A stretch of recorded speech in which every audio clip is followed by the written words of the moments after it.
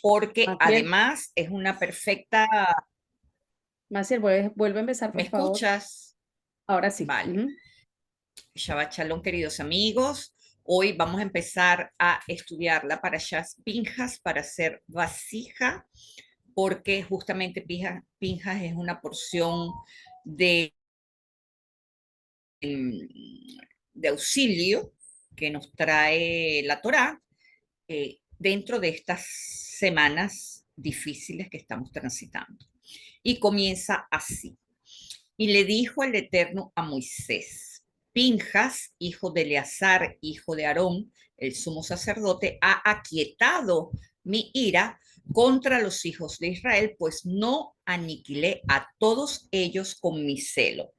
Ya el año pasado hablamos de estas cosas que se nos habla aquí, la ira de Dios, los celos de Dios, etcétera, etcétera, etcétera. Así que no vamos a tocar ese punto. Vamos a profundizar en otros puntos de la Torá. Esta porción es una consecuencia directa de la pasada parashá. Como Bilán no logró destruir al pueblo con las brujerías de Balac, entonces ideó un plan maquiavélicamente brillante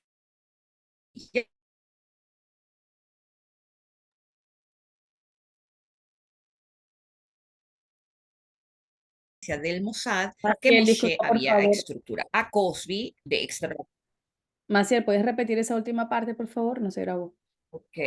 Eh, Decía que Bilán no logró destruir al pueblo con las brujerías de Balac. Entonces ideó un plan malvado para infiltrarse en el sistema de inteligencia que Moshe había estructurado. Le pidió a Cosby, que era una mujer de extraordinaria belleza, que sedujera a Moshe. Pero resulta que ella nunca le había visto la cara a este enigmático príncipe de Dios. Cuando ella se infiltra en el campamento, busca a la persona de más renombre y se dejó llevar por la apariencia. Así que se fijó en el más ostentoso de los hombres, que este no era Moshe, era Simri. Lo seduce y esto dio la apertura para que toda la tribu se corrompiera en prácticas sexuales poco convencionales. Pinjas presenció todo y los asesinó, frenando así la epidemia mortal que se había desatado, tal y como nos los dice la Torá, que así comienza esta porción. En otras palabras, la corrupción de la carne que venía de Egipto se despertó. Y es allí cuando comienza esta porción describiendo las consecuencias de las acciones.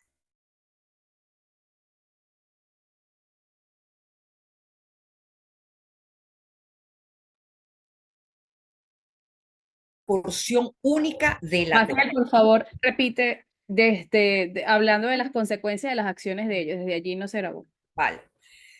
Esta es una porción única de la Torá, porque en el pergamino encontramos 5 señales que se llaman en hebreo Sinaim, que nos enseñan el poder que nos trae esta porción y que no se ve en ninguna otra para allá.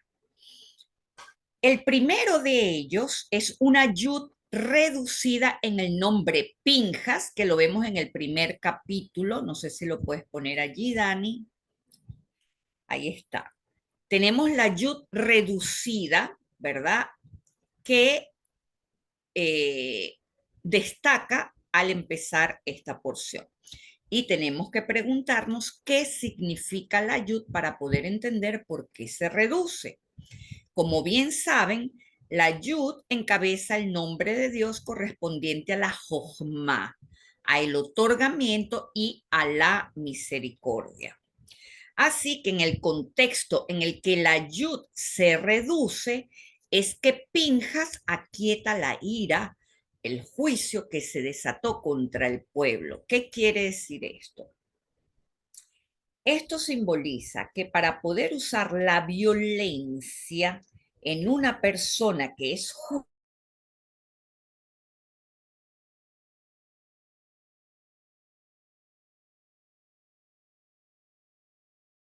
es decir, cada vez que nosotros, de una violencia de palabra, de acción, de pensamiento, de emoción, Dios se reduce dentro de nosotros. Pero mientras estamos en un mundo de juicio y corrección, la guerra es necesaria. Y no hablo de guerra de misiles, me refiero a la guerra que se libera contra la propia inclinación al mal que tenemos dentro de nosotros y que incluye a todo el mal que hay en nuestro planeta. La guerra se usa para restablecer el orden en función del libre albedrío del ser humano. Pinjas redujo a su propia yud, su propia luz interior, sacrificándola en pro de detener esta plaga que se había iniciado por el acto de profanación de Sinri y Cosby. Esto es como cuando pagamos una multa por alguna ley que hemos transgredido, aun si esto ha sido para salvarle la vida a una persona o llevamos a alguien de emergencia a un hospital o lo que sea. Por alguna razón excedimos la velocidad y el radar que señala esta transgresión no sabe por qué y no le interesa el por qué. No mide el porqué de la transgresión. Hay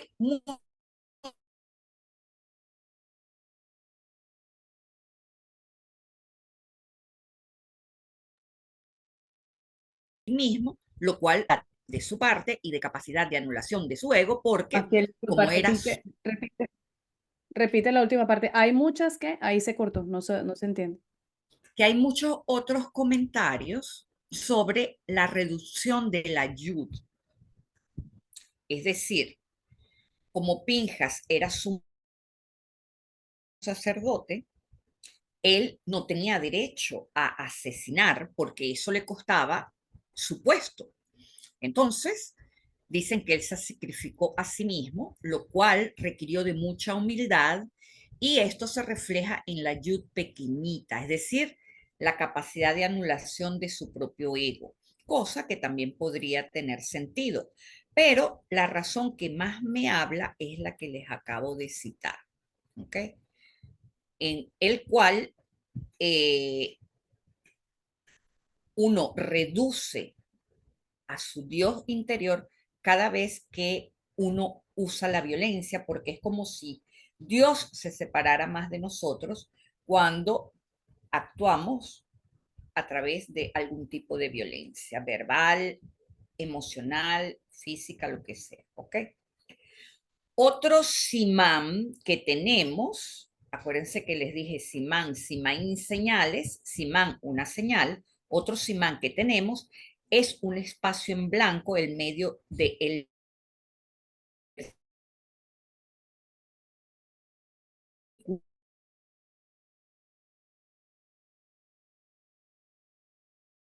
¿sí? Cuando Sem dijo a Moisés y a Elazar, el hijo sacerdote Aarón, el hijo del sacerdote Aarón. Maciel. Cuando uno ve, dime, Ajá, hablaste de otro de los imán, no se escuchó lo final cuando dice hay un espacio en blanco en, ahí quedamos. vale, otro simán que tenemos es un espacio en blanco en el Sefer Torah, ¿verdad?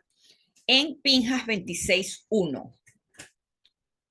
Cuando, no sé si lo puedes poner ahí, Dani, ahí está. Fíjense que cuando tenemos, esto no está en el Sefer Torah, cuando tenemos esta PEI allí, ¿verdad? Esto nos indica que se termina la línea, pero esto es para efectos de lectura. En el Sefer Torah tenemos, termina esta palabra Magefa, ¿verdad? Esta palabra Hamagefa, y enseguida queda un espacio en blanco y salta a la siguiente línea. Eso quiere decir que esto es una anomalía porque Todos los espacios en blanco, tanto las letras, están contados y están medidos. No puede haber ni más ni menos dentro del Sefer Torah. Y como ven, aquí aparece un espacio en blanco que es bastante eh,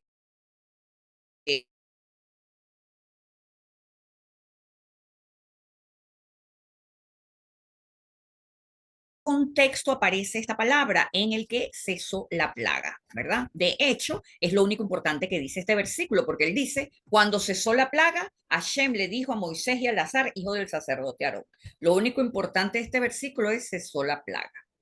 Entonces, esto nos da otra señal importante.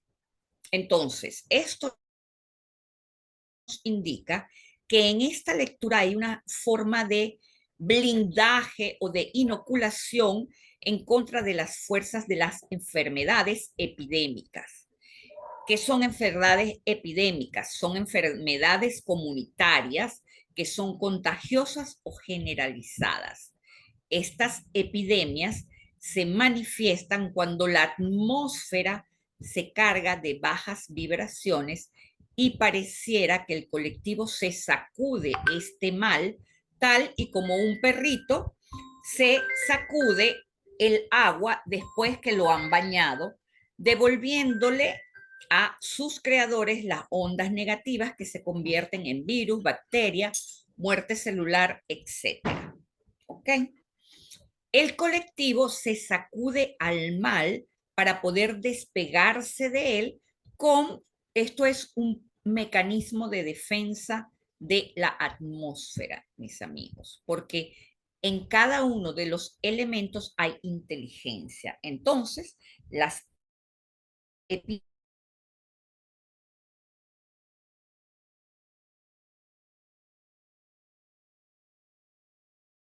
la envenena.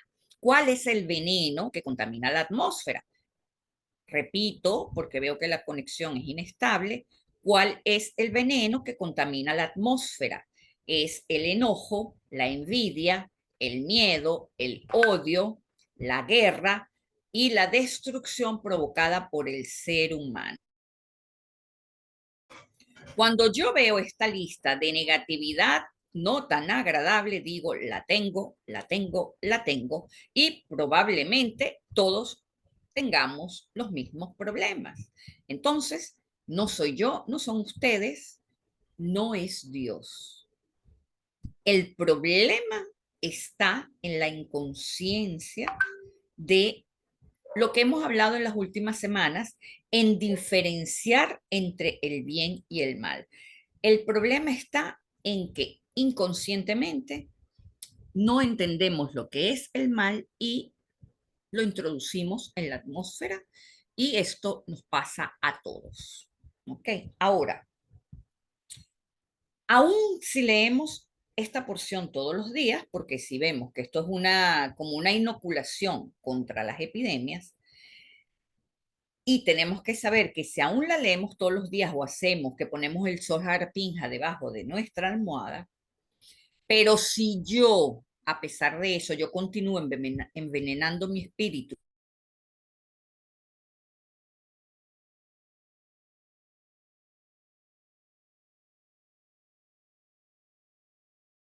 va a servir de algo. O sea, tenemos que usar la lógica. El que les diga que sí, y hay muchos que dicen que Pinjas es la solución de las enfermedades, la cura para... No, Pinjas es un medio, una ayuda, pero el verdadero trabajo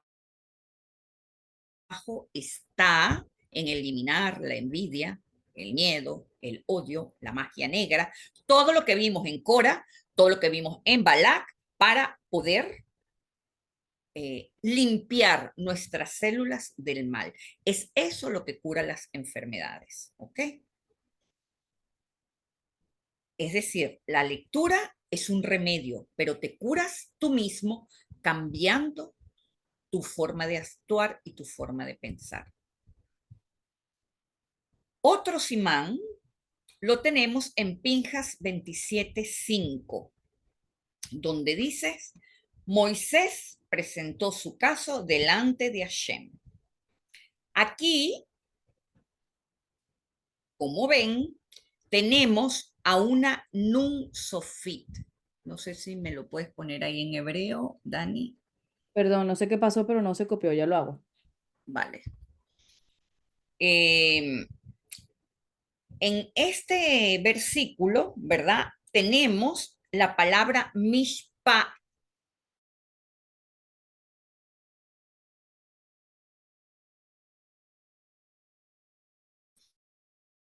Y mishpat, como bien sabe, quiere decir ley, ¿verdad? Regulaciones. Eh, tiene que ver con juicios, ¿verdad? Entonces, ¿en qué contexto vemos esta nun sofit más grande de lo normal? Vemos en el contexto que Moshe se presenta ante Dios para, mira, voy a presentar mi caso ante ti. Resulta que vamos a ver lo que nos dice verdaderamente la traducción, porque no es que está mal traducido, pero hay como un revés que permite que la traducción tenga una función en español, pero no, eh, ¿cómo decir? Que le quita fuerza en hebreo, ¿verdad? Fíjense que lo que nos dice ahí es Vaikrav, que significa se acercó Moshe, Vaikra Moshe et Mishpatan Lignei Hashem, o Lifnei, perdón, Lifnei Hashem. Esto quiere decir, Moshe se acercó a Dios para ponerse frente a la ley. Vean que es más o menos lo que nos dice la traducción, pero tiene una significación diferente.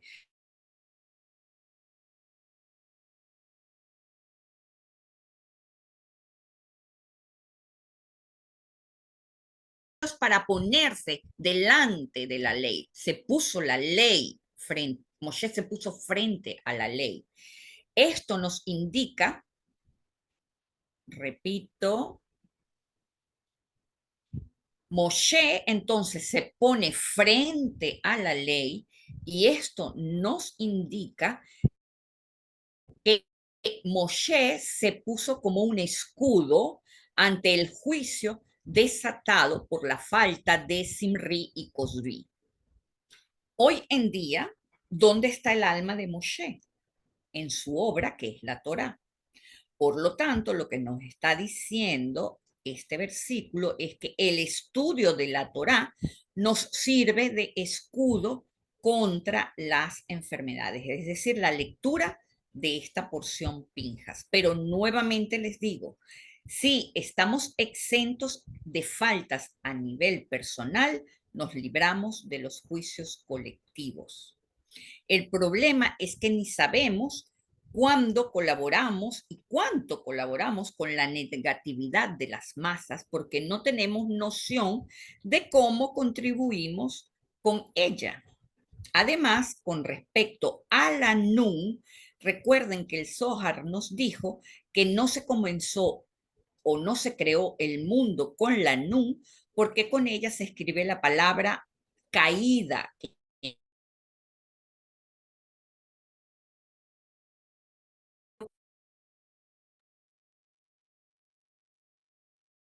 Ética del mundo, porque eso significaría que el hombre sería incapaz de levantarse después de una caída. Esa fue Maciel, la razón por la cual yo sí, ¿cómo se dice caída en hebreo? Que esa parte no se escuchó. nefila, nefila. Entonces, si Dios hubiese creado el mundo con la nun, eso significaría que el hombre no se podría levantar después de una caída. Una de las tendencias destructoras que tenemos como seres humanos es el deseo mórbido de juzgar con severidad a el prójimo. Si esperamos misericordia y oportunidades en nuestra vida atendiendo a la ley de causa y efecto, debemos asumirnos como seres misericordiosos, siendo menos rigurosos con los rasgos negativos de los demás y dándole al otro la oportunidad de hacer teshuvá. Cuando nosotros lanzamos un juicio contra una persona, es como si lo estuviéramos condenando a morir bajo ese pecado o ese error que cometió. Nosotros tenemos que hacer confianza a la Teshuvah.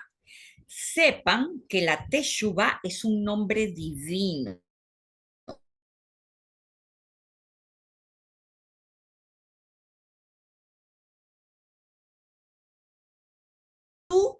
de redención, un ruaj de redención que actúa en el ser humano que ha caído.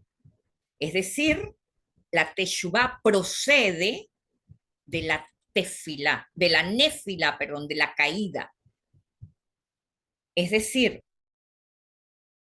lo contrario de la caída, de la nefilá, es la teshuvah. ¿Ok?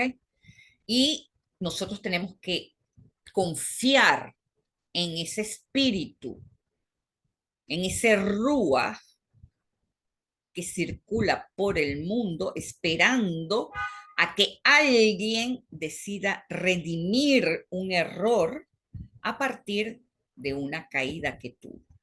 ¿Ok?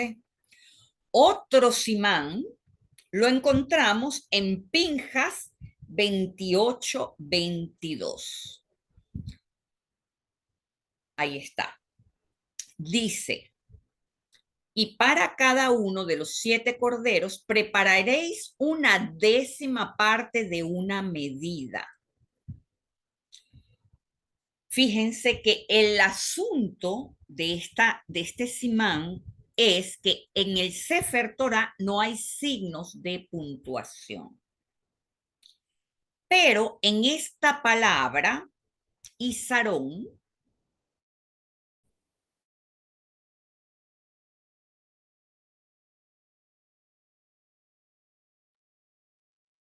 se encuentra un punto. Esta palabra, Isarón, ¿verdad? Es la medida y el versículo nos está haciendo referencia a la, repito, el versículo nos está haciendo referencia a la décima parte de la medida que se ofrece en el corbán que se hace, en el sacrificio que se hace. Claramente nos está hablando del poder mágico que encontramos en el diezmo como una manera de conectar fácil y rápidamente con la columna derecha. ¿Ok? La Vav, quiero que vean que la Vav, o sea, que no es casual que este punto esté eh, resaltando a la Vav, pues la Vav representa al conducto de la luz de abundancia. En este caso específico, es un llamado a provocar abundancia en nuestra vida y en el mundo a través de las acciones de compartir. La Vav es el portador de la inteligencia de la naturaleza capaz de crear la realidad, porque la Vav es el portador del semen que crea un ser humano, que crea.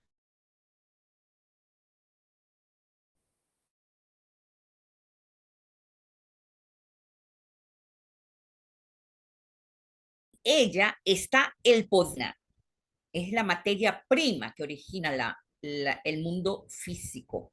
La fuerza metafísica que sostiene la vida está en la Vav y la creación del mundo. Y dentro de esta misma línea tenemos el último simán de esta porción que está en Pinjas 25:12, que dice, por lo tanto, no destruí a los hijos de Israel en mi celo, y he aquí que le doy a él, a Pinjas, mi pacto de paz. En la palabra shalom, ¿verdad? Que vemos aquí en este versículo, como ven, ahí conseguí cómo aparece en el Sefer Torah, aparece justamente dividida la Vav. Si la Vav en esta palabra no está dividida, el Sefer Torah no es válido, no es kasher. Tiene que destruirse el Sefer Torah. ¿Ok? Tiene que tener esta Vav dividida. ¿Por qué? La Vav, por un lado, significa una persona. Es una línea vertical derecha, como alguien que está parado, erguido. La Vav también representa el mundo emocional, que es el asiento del ego. Por otro lado, la Vav representa también la pureza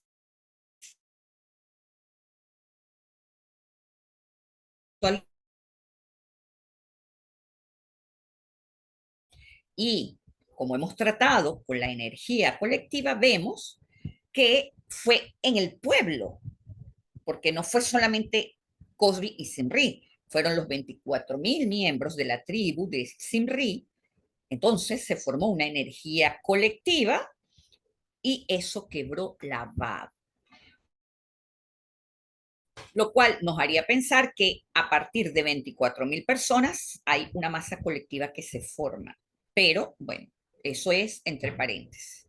Lo cierto es que esta Vav en la palabra Shalom se quiebra porque Pinjas actúa aquí bajo el quiebre del nivel de sexualidad de la VAB de el colectivo, ¿verdad? Pero el asunto, lo peor del asunto es que eso sigue quebrado. Y para muestra, un botón, lo vimos ayer. Es así como Dios hace un pacto con Pinjas para restaurar esta VAB, para perfeccionar esta VAB. En otras palabras, más tarde o más temprano tenemos que corregir las conductas sexuales no apropiadas a la pureza de la VAB. Pero ¿por qué en la palabra shalom? Es la pregunta. Shalom es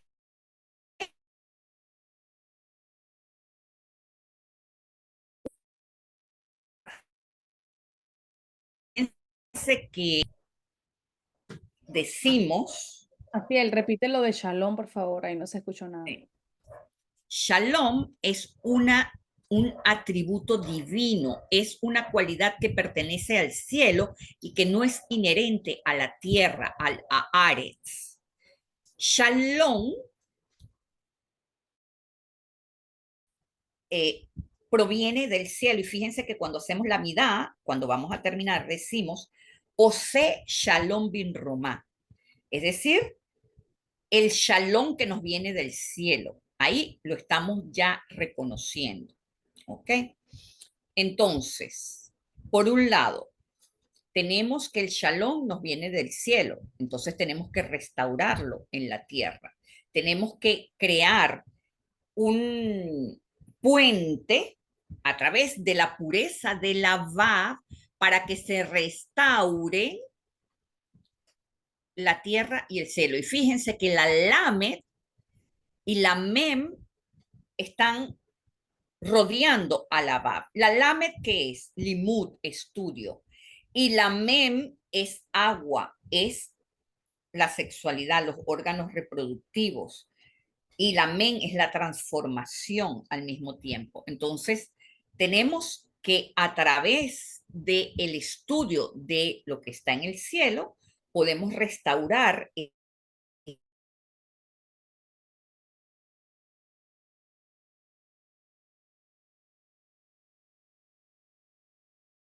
es el equivalente, porque es la letra número 6 dentro del calendario hebreo, dentro del alfabeto hebreo, perdón.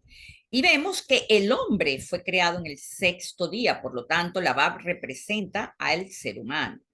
Esto nos señala que, por un lado, nuestras rodillas deben quebrarse en el sentido de ser humildes para poder restaurar esa Bab, y por el otro lado, tenemos que completarnos, que es el verdadero sentido del shalom, palabra que proviene de la palabra shlemut, que quiere decir la unidad, y shalem, que quiere decir enteros. Esto quiere decir que la yud que inicia la letra vav está en el cielo y cuando ésta busca a la tierra se quiebra. Esto nos indica, mis amigos, que sin Hashem, si esta vav no mantenemos en nuestra cabeza a la Jochma, a Hashem, no podemos obtener el shalom, porque el shalom es un nombre divino. Tenemos entonces que perseguir a esta cualidad divina que nos llega gratuitamente en Shabbat. Y depende de nosotros que o se vaya cuando termina Shabbat o que permanezca en nuestros hogares. De allí viene también el nombre de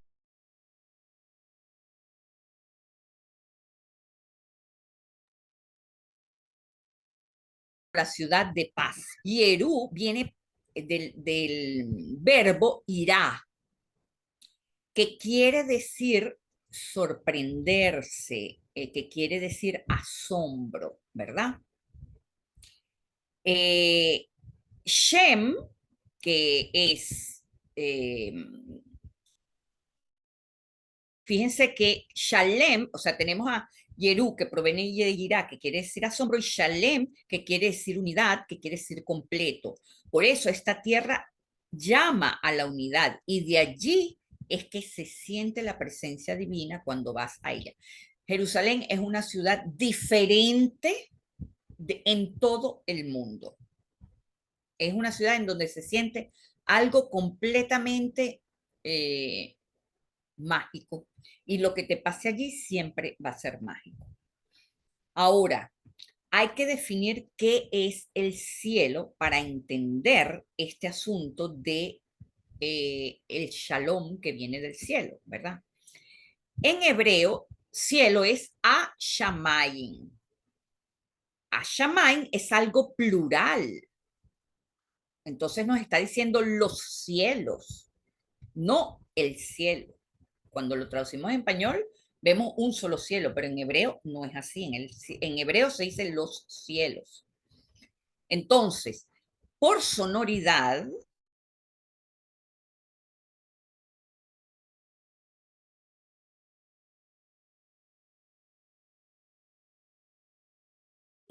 tienen alguna relación.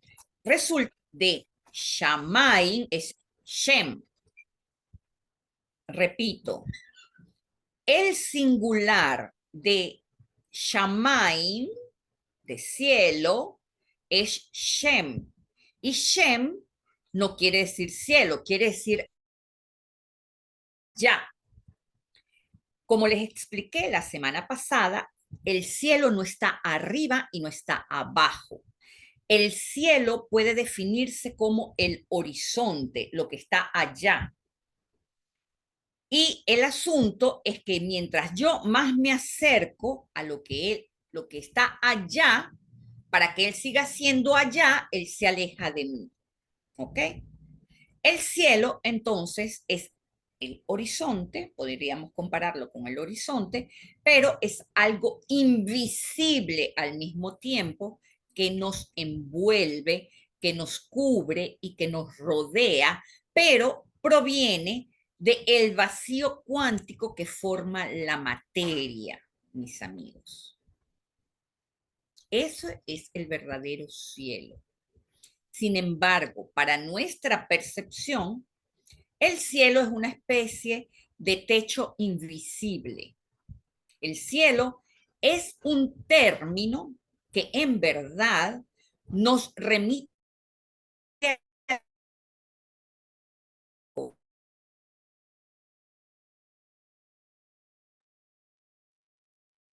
allá hay agua.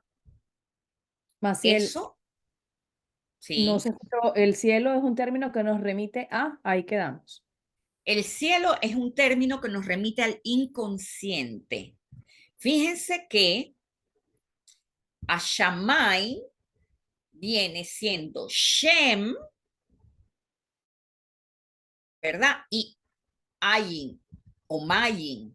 Eso quiere decir que estamos hablando de allá hay agua. Eso es el inconsciente, mis amigos, pero es algo que no podemos ver, sino que cuando escuchamos la palabra, inmediatamente nuestro subconsciente reconoce que estamos tratando de penetrar a algo que está por detrás nuestro, que está más arriba de nosotros, que no lo podemos ver. Entonces, cuando buscamos al cielo, siempre vamos a ver hacia arriba.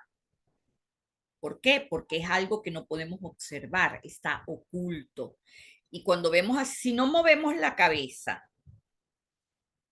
y si no levantamos la cabeza así y simplemente levantamos los ojos, el cielo no va más allá de nuestra frente, más allá de lo que podemos ver. Ese es el techo. Pero en realidad entendemos que hay algo oculto detrás, ¿verdad? Entonces,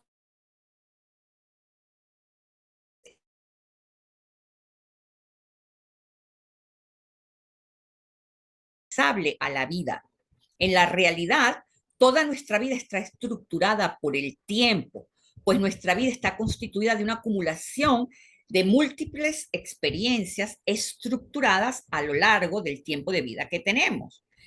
Y el tiempo es el movimiento que me lleva de una experiencia a la otra. De lo contrario, una persona que vive fuera del tiempo, vive todas las experiencias simultáneamente. ¿Qué pasa con la vasija que tiene? Se explota, no la soporta. Entonces, por eso el tiempo es inherente a la vida física, porque constituye una acumulación de experiencias que se van viviendo una a la vez para estructurar lo que se llama el espacio de nuestra vida. De hecho, el Maharal de Praga dice que el tiempo y el espacio son una sola cosa, porque es el espacio el que arregla el paso del tiempo y los astros son los que llenan el espacio. El uno sin el otro no puede funcionar. Entonces, el cielo es el lugar en donde se origina el tiempo y el espacio y el movimiento. ¿Qué quiere decir eso, mis amigos? Que el shalom implica un movimiento, un accionar que viene.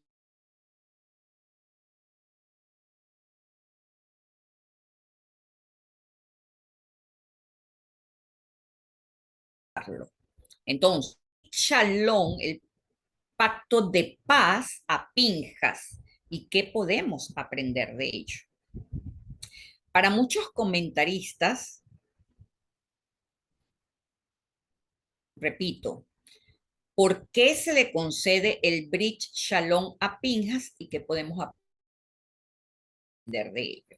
Para muchos comentaristas de la historia, la alianza es una recompensa. Según el nivel Shat de la Torá, se considera que Pinjas es recompensado por haber vengado a Dios. Sin embargo, sigue siendo el nivel literal.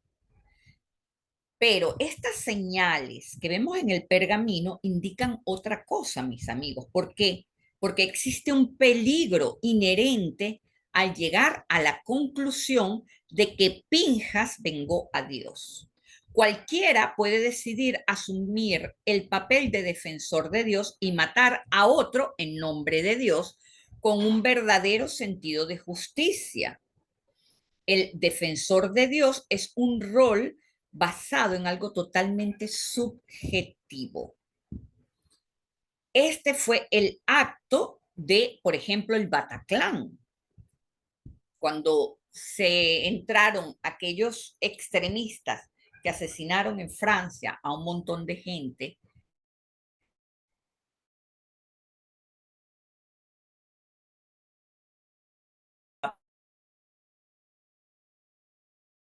Por Dios, por Alá. Entonces, todos estos roles son completamente subjetivos. Fíjense que la historia está llena de violencia justificada sobre interpretaciones subjetivas en este asunto. A nivel metafórico, a veces necesitamos actuar como Pinjas. Por ejemplo, la homeopatía es un método Pinjas. ¿Con qué curas la enfermedad? Con lo mismo con lo que te enfermaste. Eso es un método Pinjas. La medicina occidental también trata el cáncer de esta manera. Pero el peligro de todo fundamentalismo reside en leer los textos literalmente y luego decidir libremente que nuestra subjetividad cuenta como mandato divino. La pregunta es, ¿Dios no sabía que esto podía pasar? ¿Que el hombre iba a interpretar esto así? ¿Por qué entonces le da a Pinjas un pacto de paz? Hay un comentario hasídico, ya saben que la cábala, en realidad, la cábala hebrea está estructurado bajo el musar, que son técnicas de meditación y respiración, el hasidismo y la cábala. ¿Okay? Eso es lo que se llama la cábala, el contexto de la cábala hebrea. Entonces,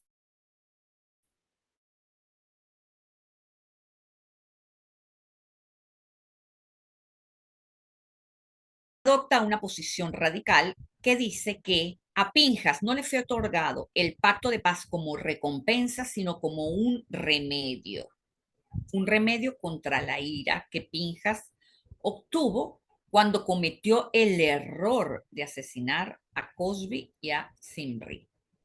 Pero aún así, ¿verdad?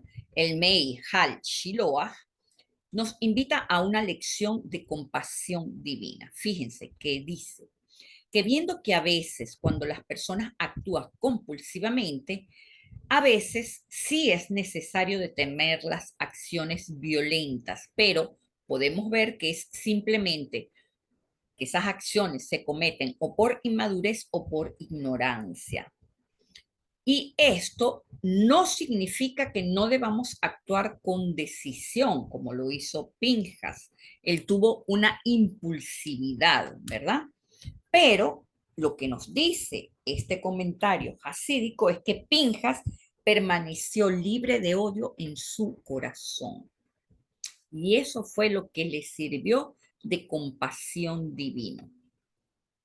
Ver a las personas desde dónde actúan, cuál es su motivación, puede ayudarnos a ser más compasivos. Las personas a veces no actúan por mal, sino porque no lo saben hacer.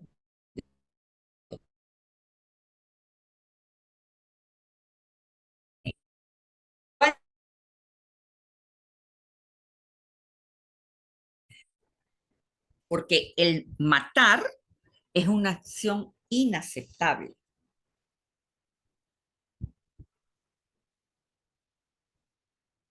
Repito, matar es una acción inaceptable.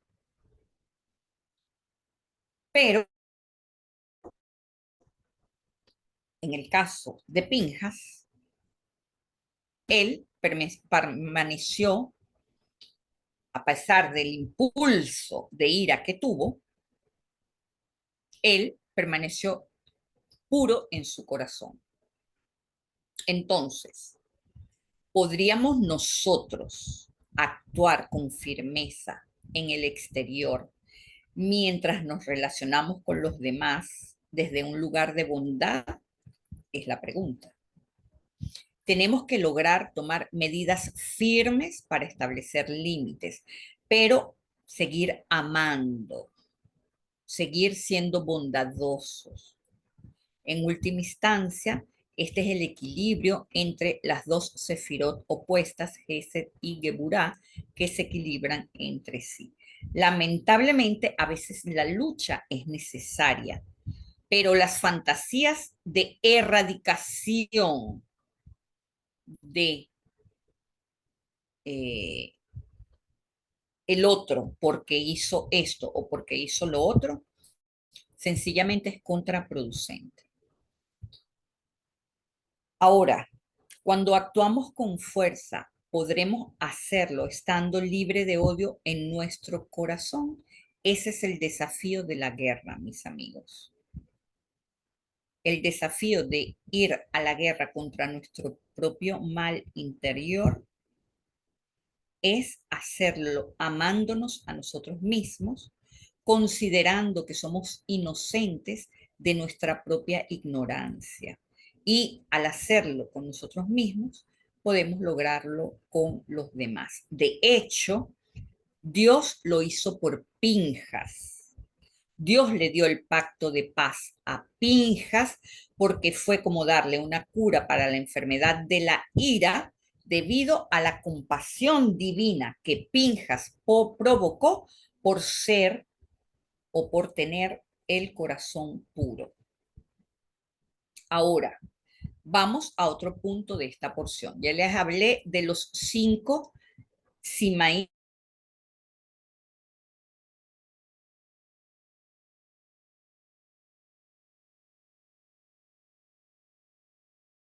que dice: mientras Israel estaba en Sitín, los hombres se profanaron prostituyéndose con las mujeres moabitas.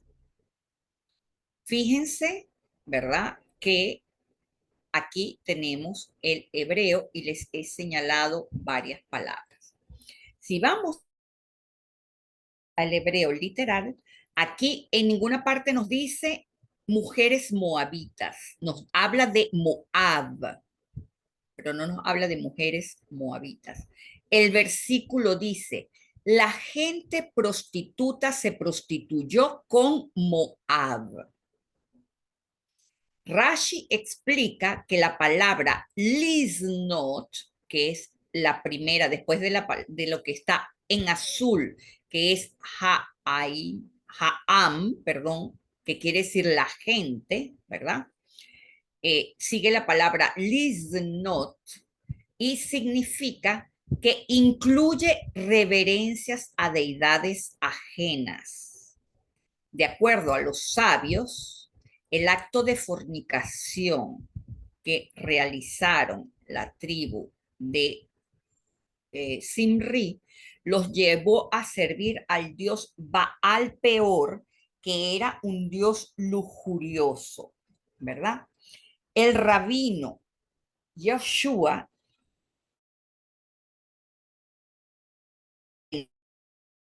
la se dio allí, es decir, pura, en hebreo se dice shtus, y de allí viene la palabra sitín, ¿verdad? Y ellos consideran que esta locura fue acostarse con gentiles y postrarse ante ídolos para complacer a sus parejas, que consideraban esto como un pago para conceder favores sexuales. Eh, es decir, es decir, los hebreos, antes de fornicar con las moabitas, se postraron hasta ante este ídolo porque eso era una costumbre de Moab, y por eso es que el verdadero significado es que no se prostituyeron, las mujeres no eran prostitutas, los hombres fueron los que se prostituyeron. Vean qué diferencia en la interpretación del versículo. Los hombres se prostituyeron con Moab, con las costumbres de Moab. ¿Ok? Entonces, la Mishnah pregunta: ¿qué necesidad había de que la Torá escribiera que esta gente estaba en Sitín? De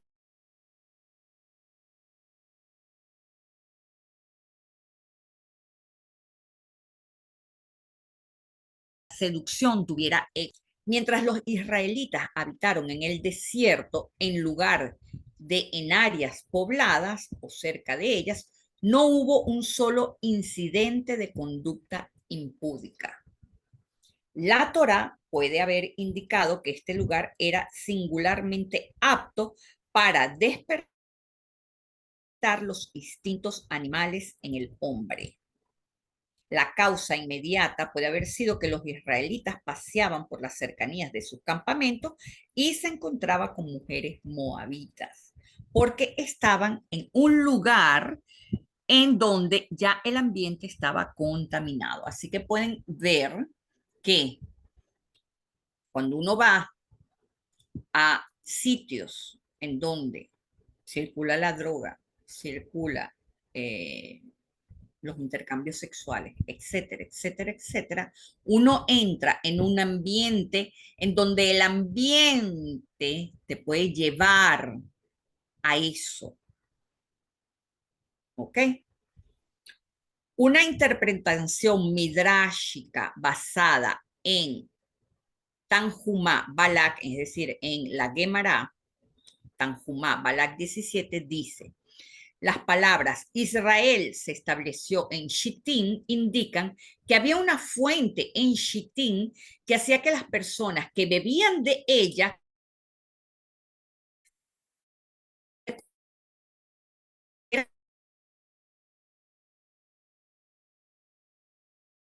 que las personas que las beban o que influyan en sus caracteres de varias maneras. Las aguas de ese pozo eran las que la gente de Sodoma había estado bebiendo en tiempos anteriores. Ahora quiero que entiendan esto que es muy importante.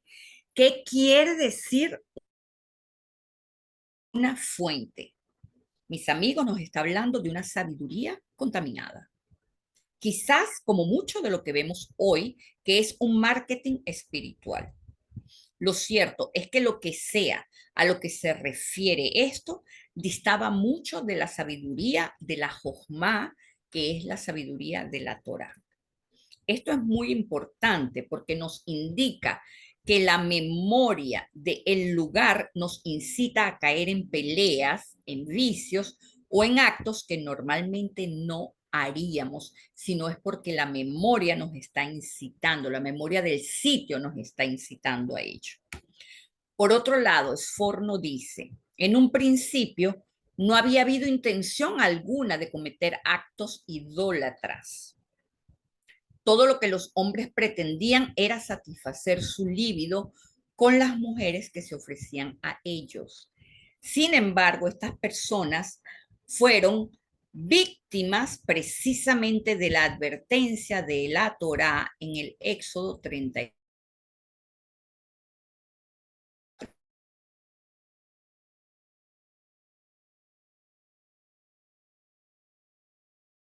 que los cananeos y concertaran un pacto con ellos. Por eso es que la Torá le prohibió a este pueblo naciente hacer pactos con otras naciones para que no se contaminaran con las costumbres, para que no se contaminara con las costumbres idólatras de las otras naciones. Ya tenían bastante con lo que traían de Egipto. Así que esta es la razón, no porque la Torah es racista, no. Simplemente la idea era mantenerse en un estado de pureza para erradicar lo que traían de Egipto y crear una nueva nación basada en la Torá. Por eso la Torá se entregó en el Sinai, en donde no había ninguna memoria en la atmósfera de alguna sociedad colectiva, de alguna masa colectiva, ¿ok? Se creó en el desierto esta memoria de la Torah. Ahora,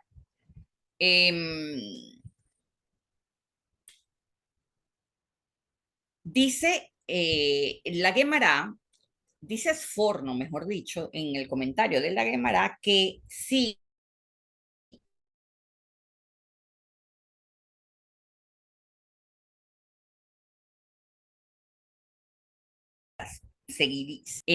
los hebreos serían invitados a reuniones sociales que les daría lugar a que comieran alimentos prohibidos y finalmente a matrimonios mixtos seguidos de un culto verbal a sus dioses. Entonces, la idea que tenía Dios de formar una sociedad basada en la Torá era liberarse de todo tipo de idolatría, y de hecho es el primer mandamiento, y crear lo que era el monoteísmo. ¿Ok?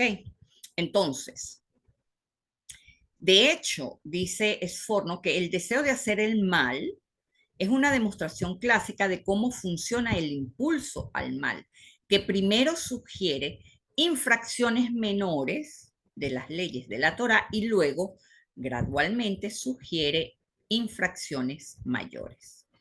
Ahora yo me puse a reflexionar y me hice la siguiente pregunta. La Torá está llena de actos mágicos y de milagros que pueden ser llamados magia.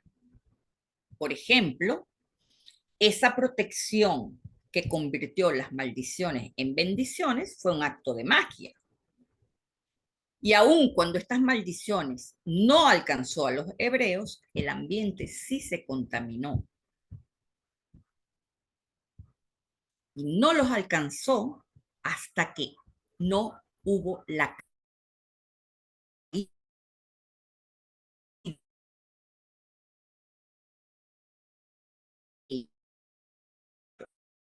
o en ellos, por medio de Tamuz, y llega después de Coraj y de Balá como el antídoto de estas porciones.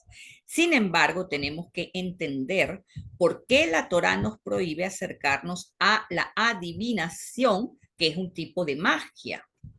Los sabios de las Mishnah dicen que el ser humano recurre a la adivinación y a la hechicería porque quiere controlar lo que le sucede cuando no estamos en el buen lugar. En otras palabras, el subconsciente emprende una batalla contra lo que el alma firmó como contrato de vida para la encarnación que experimenta cuando siente que la incertidumbre lo perturba.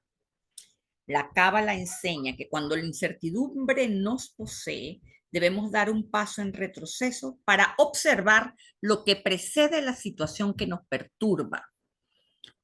Cuando repetimos una historia, mis amigos, por ejemplo, una mujer maltratada en su vida de pareja, sale de esa pareja y vuelve a otra y el tipo otra vez la maltrata o la abandona, cualquiera que sea el patrón que se repite, mientras no actuemos de forma diferente, no hay razón para pensar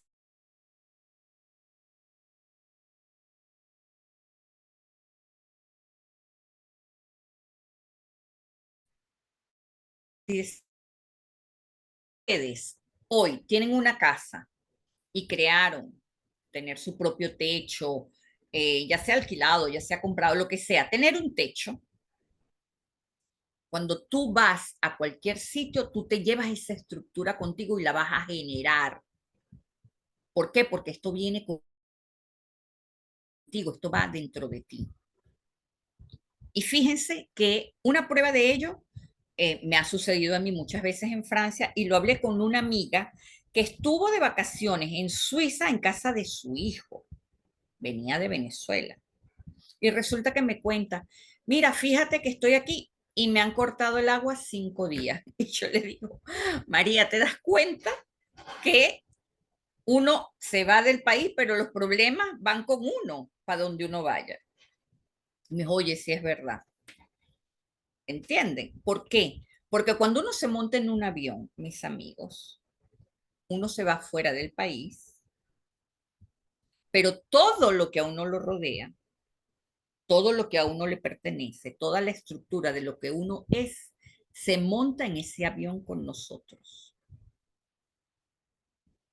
Y eso es el detalle que tenemos que tener en cuenta cuando vamos a emprender algo nuevo.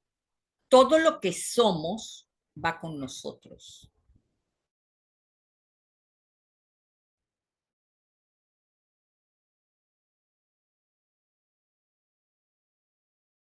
es allí en donde tiene que. Y es así, mis amigos, como se rompen las novelas que nos creamos en nuestra cabeza, los cuales nos hacen creer en finales felices para siempre. Piensa que la mayoría de la gente piensa o tiene como meta en su vida casarse. ¿Por qué? Porque somos noveleros, sobre todo en Latinoamérica. Y creemos que el matrimonio es el fin de una historia en el cual seremos felices para siempre. Y resulta que la verdad es que allí es donde comienza la historia. Entonces, después que nos casamos, entramos en una realidad que nos llena de desafíos. Lo que les quiero decir con esto es que la incertidumbre es la expectativa de un futuro que deseamos controlar, el cual en sí mismo es imposible de controlar, pero lo podemos vislumbrar cuando miramos al pasado, cuando retrocedemos y damos un paso atrás y observamos de dónde venimos. La magia y la hechicería es entonces el deseo de controlar ese destino incierto que por miedo, por desconfianza conmigo misma y con la vida, no quiero que me tome de sorpresa. Y con el absoluto componente, que es una posición narcisista.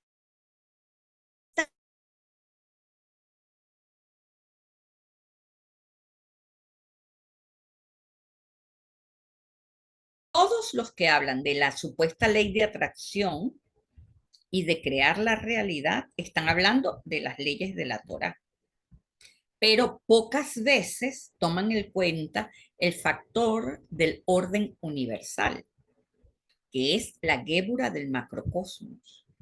Porque cuando yo tengo un deseo solo me ocupo de lo que yo quiero y lo que me rodea, bien, gracias, mientras yo tenga lo que yo quiero. Y es por eso que no funciona en todos los casos. La ley de atracción se trata del fluido de la shefa, por lo tanto, ella no puede fluir solo para mí, ella fluye para todos por igual. Por lo tanto, el universo no le toma la misma dosis de energía liberar un puesto de parking en el momento en el que yo lo necesito que darme el premio del euromillón. No es la misma energía. ¿Por qué? Porque el universo tiene que movilizar muchas más fuerzas para darme el euromillón que una sola fuerza para movilizar, para liberarme un parque. Y estos son dos deseos que pueden surgir en una misma persona. ¿Por qué uno funciona rápido e inmediatamente y el otro no? ¿Qué es lo que hace que Dios responda afirmativamente a un deseo y a otro no? Antes que nada, mis amigos, es la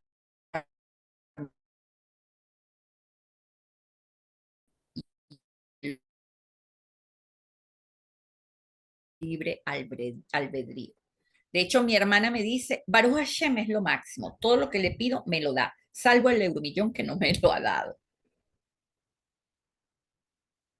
Y yo le digo, repito, mi hermana me dice que Baruch Hashem es lo máximo, que todo lo que le pide se lo da, pero el euromillón ella no sabe, que todavía no se lo ha ganado si ella se lo pide todos los días. Y yo le digo, porque resulta que tienes que hacer una fila muy grande de personas que también se lo están pidiendo, igualito que tú. Entonces, ¿por qué tendría preferencia contigo? Puede ser que lo tenga, pero puede ser que no. Hay muchísimos factores que se toman en cuenta cuando se trata de movilizar decisiones de masas, mis amigos.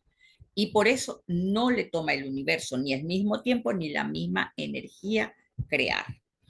Por supuesto que esto es una manera de demostrarnos que para que algo de interés colectivo se mueva en nuestro favor, el colectivo debe entrar en un orden en el que se le abran los canales para beneficiarme y que esto al mismo tiempo represente un orden para el resto del mundo. Ejemplo, yo no le puedo pedir a el universo que me dé a George Clooney, por ejemplo.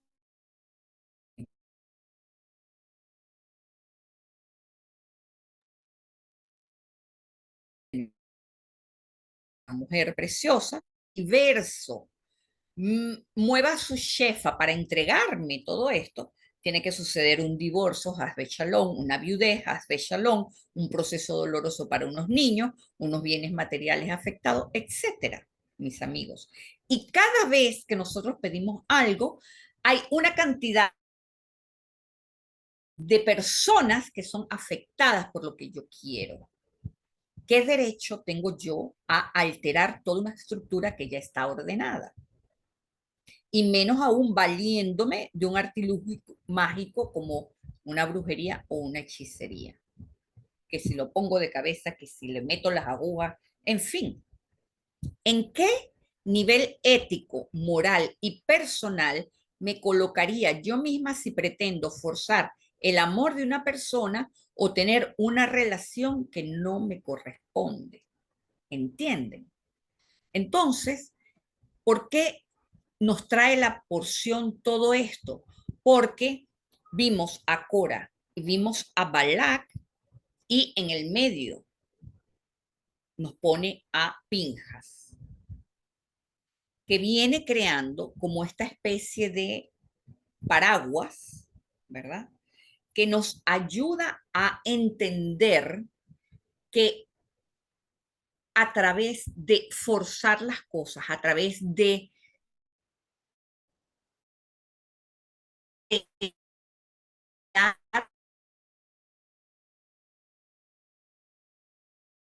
por plan de vida, por la ley de correspondencia, lo único que estoy haciendo es alterar un orden universal que me hace perder mi energía y que hace que el universo trabaje en mi favor, pero eso me va a tocar pagar un precio por ello. ¿Ok? Hasta aquí vamos a dejar la clase de Pinjas. Y antes de hacer las preguntas, vamos a pasar a la clase especial, porque después, si tienen preguntas sobre Pinjas, anótenlas por favor, porque seguramente después tendrán preguntas sobre la clase especial que les voy a dar ahorita.